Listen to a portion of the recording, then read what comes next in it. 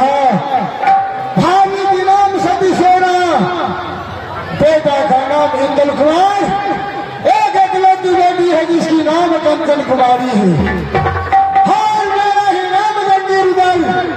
मेरे दोस्तों, जंगीर उदल कोई बदमाश नहीं था, कोई आतंकवाद नहीं था। क्यों जंगीर उदल को बनाया गया?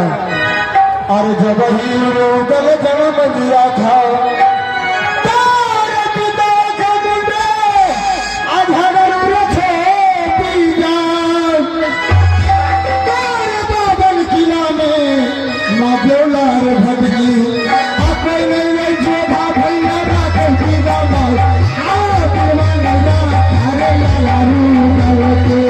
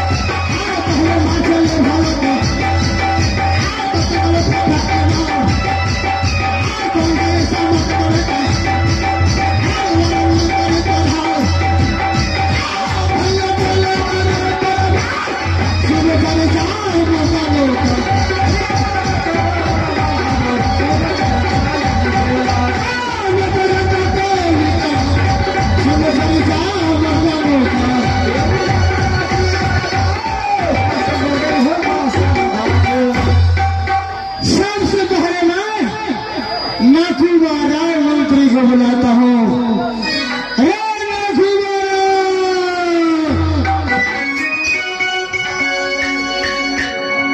अब करम लगा के हम तेरी भाई पड़ेगा।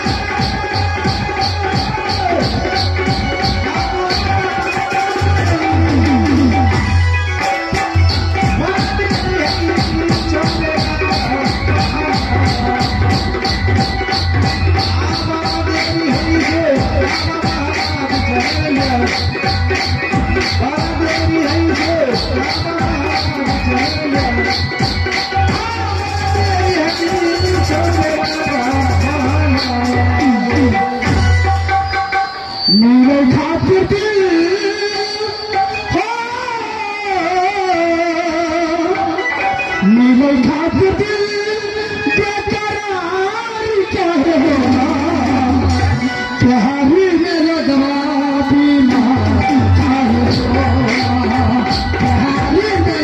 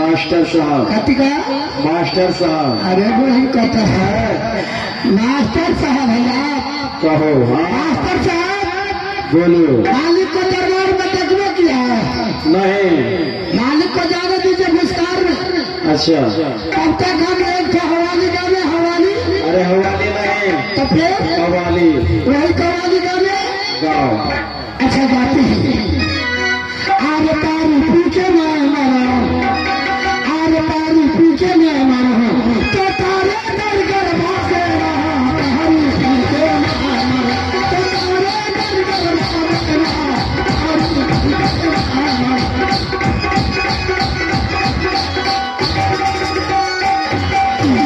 अरे तारी पीछे में मारू तो तारे डर कर देना हे मास्टर साहब बोलो बोलो अरे नहीं मिले तो भाई बन गए अरे नहीं मिले ये भाई बन गए तो काशी के बलवा मेरा हरी पीछे तारे बलवा मेरा हरी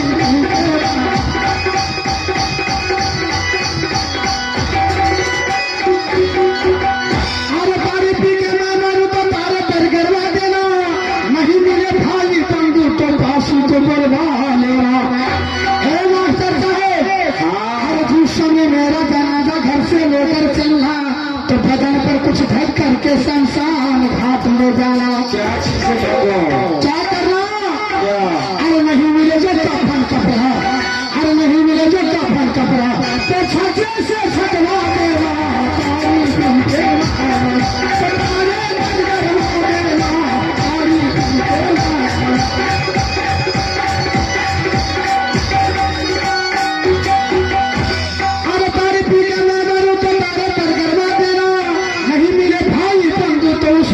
से बोलवा मेरा मास्टर साहब बोले और क्या करो और जिस समय मेरा मृत्यु पर में दामरा उस समय बदन पर कुछ चीज कर सूझ करके दाग देना क्या चीज दो अरे नहीं मिले जो गंगा जल अरे नहीं मिले जो गंगा जल तो कुत्ते से लिखवा देना नहीं मिले जो गंगा जल कुत्ते से लिखवा देना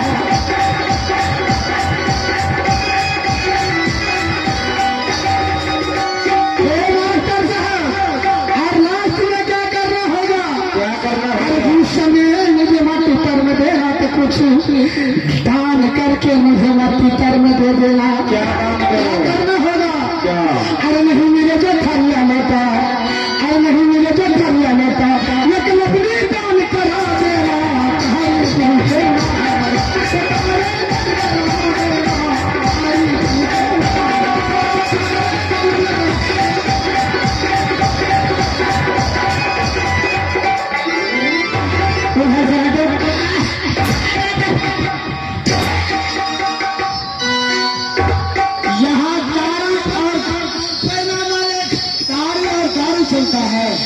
के ताला तारुदार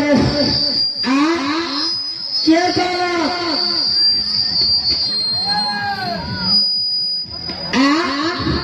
और वाले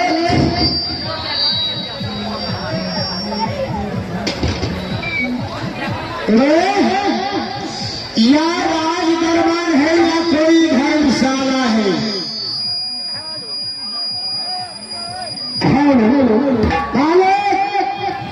क्या थाना धर्मशाला से कौन मैं सुना हूँ अभी कि तुमने तारी और दारू का उच्चारण कर रहा था, इसका मतलब क्या है? ना बुझलिए मालिक, हम समझिएगा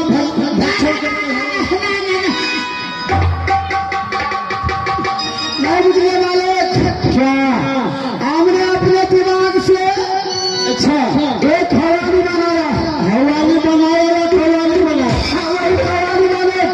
हाँ, तो ये 2001 में बनाया था। कब बनाया? 2001 में। 2001 में बनाया। हाँ हाँ, अच्छा। लेकिन इसको हमने मेमोरी में सेव करके रख दिए थे।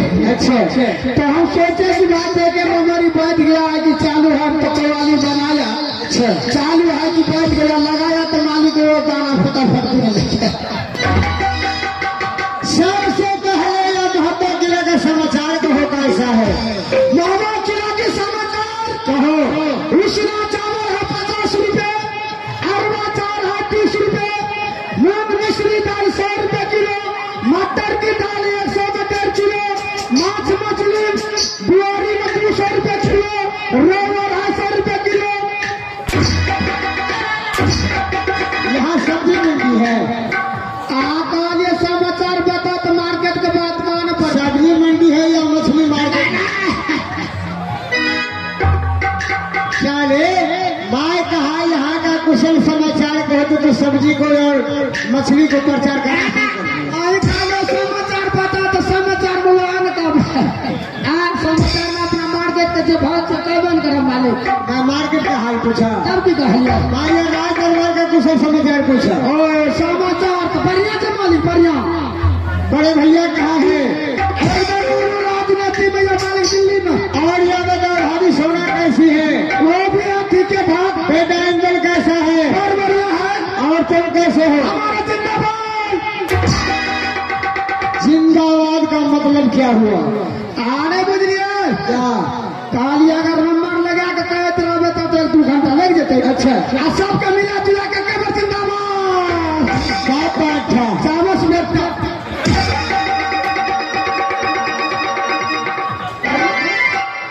चलिए। हाँ साले चप्पा कर देता हूँ आज तुम्हें।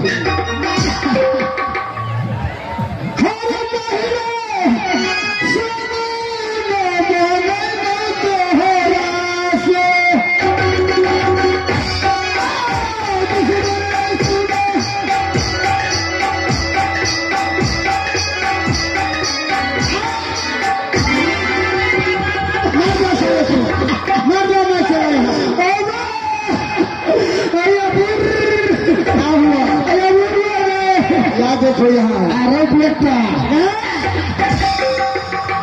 काले बेच गए बेटा, हम अपना दकाले मालिक अपना। तो अपने बारे में कहा कि बचा बेटा। हम काले बेच गए बेटा, या मुझे कहा बेटा? नहीं ना, हम अपना दकाले अगर किसी का आग हो गए तो मुझे खबर कर देना। एकदम जी मालिक।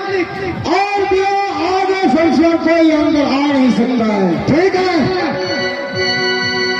हरे खरे कहरे करे बंगला में अब दुआ सुने लखी